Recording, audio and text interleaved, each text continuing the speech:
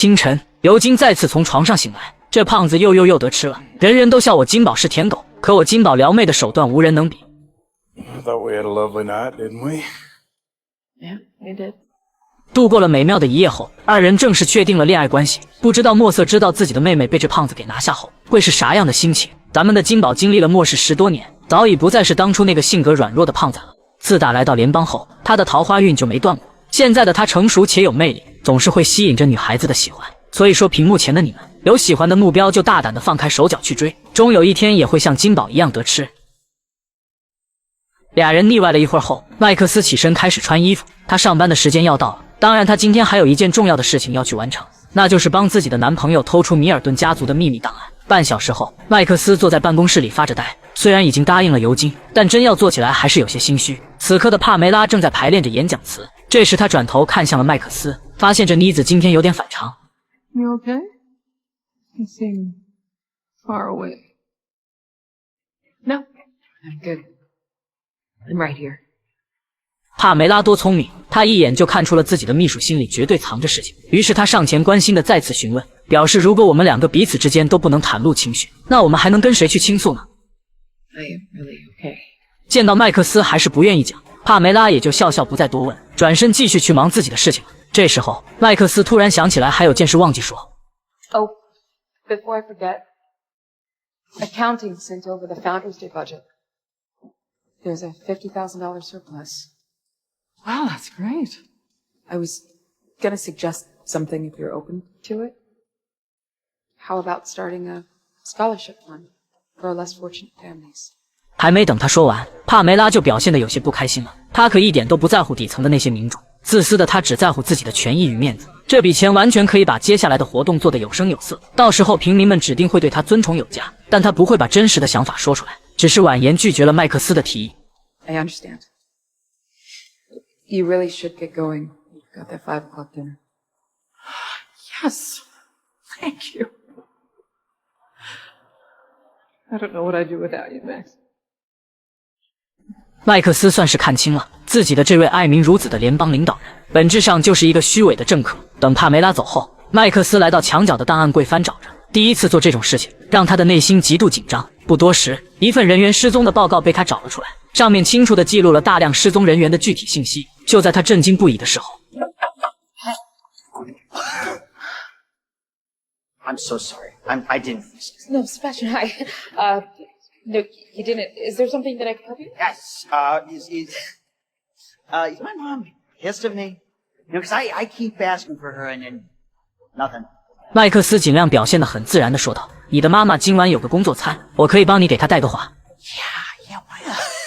Why don't you go get word to her for me? 这货一看就喝了不少的酒，一直不断地吐槽着自己的老妈。You can take it home with Oh, you. no, I got it. It's okay.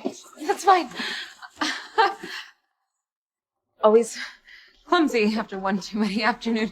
公子哥见麦克斯这么在意这些文件，心里顿时起了疑心，而麦克斯就这么尴尬地看着他。不过好在这货是个糊不上墙的烂泥，根本就没往别处想，还以为这是什么办公文件。麦克斯也松了口气，做贼的感觉还真不好受。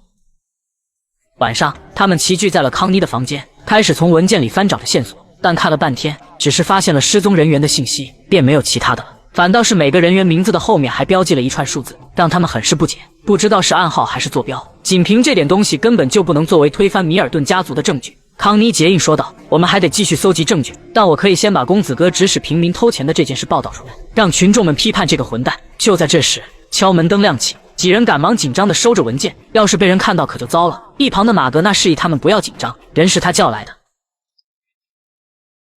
Sorry, I'm late. 来的正是以西姐，她是过来帮忙的。现在的她在底层群众的心里有很高的威望，能很快的把这件事给扩散出去。 And I got a whole network, ready and willing to ride at dawn. 听他这么讲，几人更有信心了。开弓没有回头箭，这是他们向腐败政府发起了第一战，虽然有风险，却是非常有意义。他们将开启一场历史性的改革。 That's right. 第二天，麦克斯早早的就来到了办公室，他把偷走的档案放了回去。就算事件发酵后，也不会有人顺藤摸瓜的查到他。等他坐在工位上，开始调整心情面对即将到来的暴风雨时，只见帕梅拉一脸愤怒的走了进来，然后把一摞报纸丢在了他的桌子上。上面写着几个醒目的大字：帕梅拉在欺骗你们。通篇都在报道着他儿子胁迫平民去偷钱的事情。事情很快便发酵了，仅仅只是一个上午的时间，大量的居民便聚集在了行政大楼前的广场上，他们拿着失踪人员的画像抗议着，大喊着要公平正义，要求政府交出公子哥。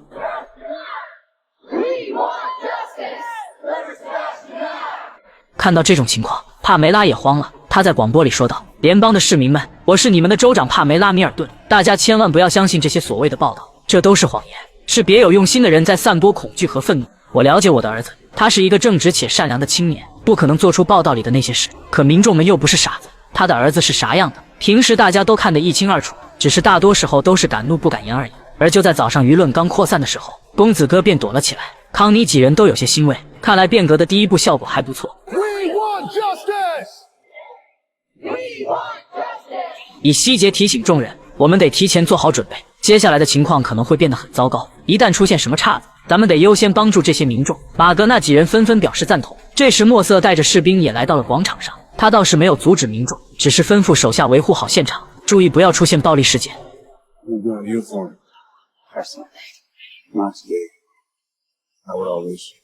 This isn't my problem, it's not yours either. 墨瑟还要说些什么的时候，对讲机里便传来了手下的报告，说是审查站有情况，需要他过去一趟。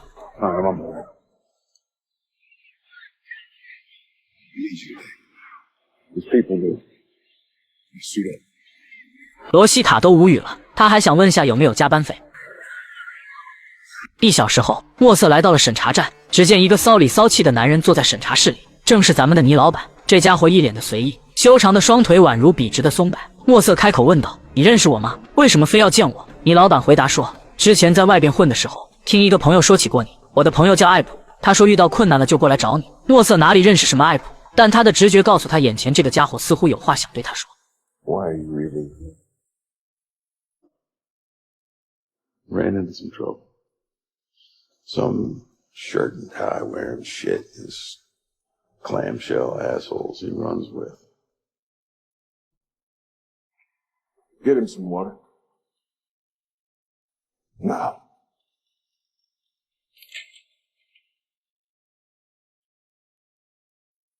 等士兵出去后，墨瑟再次问道：“这下你可以说说是谁派你来的了吧？”你总说道：“达里尔让我只相信你一个人。我们现在正在被那个叫兰斯的混蛋追杀，他一直在围剿我们。但问题是，联邦内部也有我们的家人和同伴，我得进去确保他们的安全。” Just let you in. We got rules. Oh, rules. Alright. Well, if no one else is playing by those rules, then why are you? 与此同时，在卡罗尔的住处，因为达里尔和亚伦都不在，所以孩子们都交给了卡妈照看。外边的抗议他自然也知道。另外，细心的他还留意了公子哥的踪迹，多知道点情报总归没坏处。这时，他好奇地朝着外面看去，只见一大群抗议的人朝着行政楼走去，可却有2人径直地朝着他们所在的公寓走来。他一眼就认出这2人是兰斯的心腹。看到这一反常行为，他隐隐察觉到了不对劲，谨慎的他赶忙招呼孩子们收拾东西躲起来。5分钟后，敲门声响起，见到没人应答，门直接被打开了。这2人果然是奔着这边来的。他们一进门就开始环顾四周，然后开始搜索每个房间。这里是达里尔的住处，瞧他们的架势，应该是过来找朱迪斯和 RJ 的。 It's empty. Are you sure he didn't say anything else? Dixon was the only name that came through. 此刻的卡妈手持短刀就躲在阳台外面，一旦被发现，那她可就要解除封印了。好在女人没有察觉，而3个孩子就躲在厨房下面的柜子里，找了一圈，2人没有什么发现。这时女人看到了桌子上的书本，猜测孩子们应该在学校，于是他们便打算去那边看看。而此时在楼下，倪总正一脸惊奇地看着热闹的广场，着实是小刀拉屁股开眼了。末世居然还有这样的地方。 What the hell? What are you doing here, man? 倪总这才回过神来。 Well, I'm here to save your asses. Where is Carol? 此时的卡妈正收拾东西，准备带孩子们转移，可突然外边传来了一阵脚步声，她赶紧嘱咐孩子们去卧室躲起来。她一点点地靠近门口，门外传来了杰瑞的声音，卡妈这才将门打开。只是让她没想到的是，消失许久的倪老板竟会出现在这里。 Turns out you might have been right. Probably should have stayed in the goddamn cabin. 接着倪总便向他讲述了外边发生的一切，到现在卡妈才反应了过来，刚刚那俩人为什么会来到这里？想必是打算用孩子去逼迫达里尔他们。好在他谨慎躲了过去。你老板来这里的目的就是通知大家想办法离开，但卡妈转念一想便有了想法。他有个计划，可以让大家既不用离开，又可以顺便解决掉兰斯这个威胁。半小时后，他把孩子们托付给了杰瑞照看，然后就带着尼根来到了火车站的通讯大楼。因为之前他就发现了，自打公子哥进到这里后，就再也没有出去过。他得先找到这个家伙。为此，俩人还偷来了火车站的设计图纸。他们按图索骥，终于是发现了不对劲的地方。这个拐角处应该是有一道门的，可现在却没有，说明这里有一间暗室。倪老板赶忙上前将盆栽挪开，果然暗藏玄机。塔罗尔掏出刀子将外边的板子撬开，里面真的有一道房门。二人用力的推开走了进去。房间很小，里面杂乱不堪，柜子和地上都放着酒瓶，空气中全是尿骚味。只见公子哥正趴在垫子上呼呼大睡着，这家伙知道外边正在声讨他，所以干脆就躲在了这里。塔罗尔用脚踢了踢枕头，这货才浑浑噩噩的醒了过来。抬头一看，有俩人站在眼前，不明白他们是怎么进来的。刚要去抓旁边的手枪，就被倪总用脚给踩住了。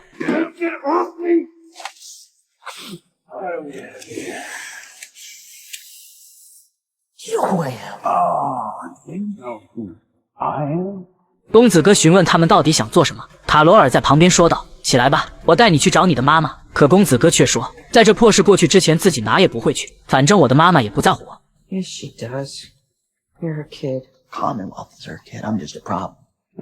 这可把一旁的倪老板给逗乐了，他调侃地说道：“小少爷，你都沦落到在罐子里撒尿了，还怕什么麻烦？现在外边可是有一帮人要踢烂你的屁股，如果我是你的话，我就得好好思量下了。现在给你介绍下你眼前的这位女士，她可是一位了不起的魔术师，我可是亲眼见识过她能化腐朽为神奇的。所以不管出于何种境地，如果这位女士愿意扔给你一个救生筏，那么你就要死死地抓住。”公子哥被他一顿恐吓加忽悠，心里也犹豫了起来。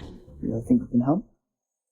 而此时在外边，帕梅拉刚走出行政楼，迎面而来的就是震天的呼喊声，都在让他交出公子哥，还大家一个公道。他根本就不敢多做停留，直接是在士兵的保护下坐进了装甲车。进到里面后，他才看到墙上居然被人涂写了米尔顿一家是杀人犯。看到这一幕，他的怒意直顶脑门，这群低贱的平民竟然敢如此的侮辱他，这帮忘恩负义的家伙，也不想想是谁建立的这个地方。他面无表情地把无线电调整了下频道，然后拿起了对讲机说道。 It'll be 14. You don't have